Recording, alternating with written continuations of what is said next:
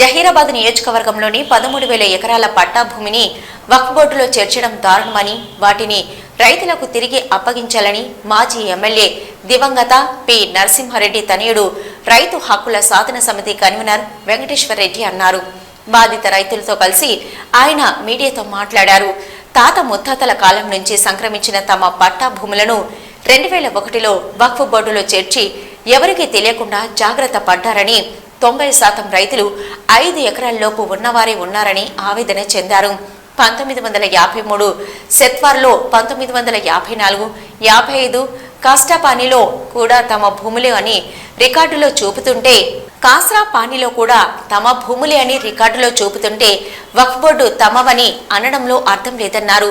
11న జహీరాబాద్ ఎన్ కన్వెన్షన్లో జరిగిన సమావేశానికి JPC amendment సభ్యురాలు డీకే అరుణ హాజరై బాధిత రైతుల అభిప్రాయం తీసుకుంటారన్నారు.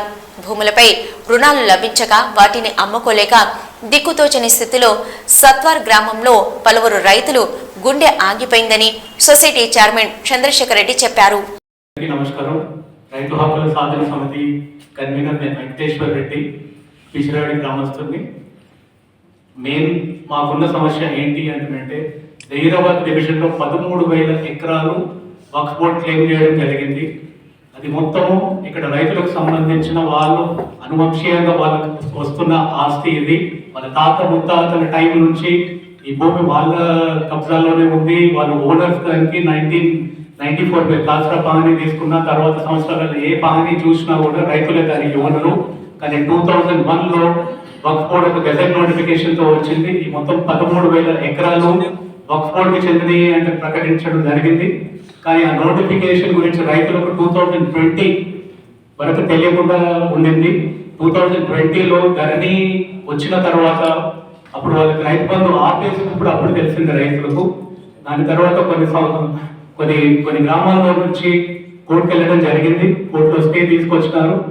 Like not to interfere with the position ఒకటి, ఇంకోటి రైతు బంధు ఇవ్వాలి అంటేనని.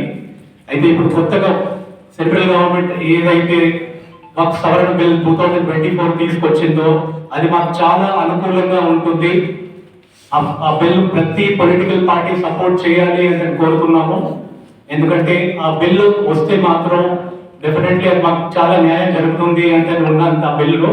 దాంట్లో కొన్ని చిన్న సవరణలు మా రైతులకు అవసరం ఉన్నాయి. దాని గురించి మేము డీకే అరుణ గారికి, మన స్టేట్కి సంబంధించిన జేపీసీ మెంబరు, అలానే డైరెక్ట్ జాయింట్ పార్లమెంటరీ కమిటీ వక్ఫ్ అమెండ్మెంట్ బిల్కి పంపించడం జరుగుతుంది.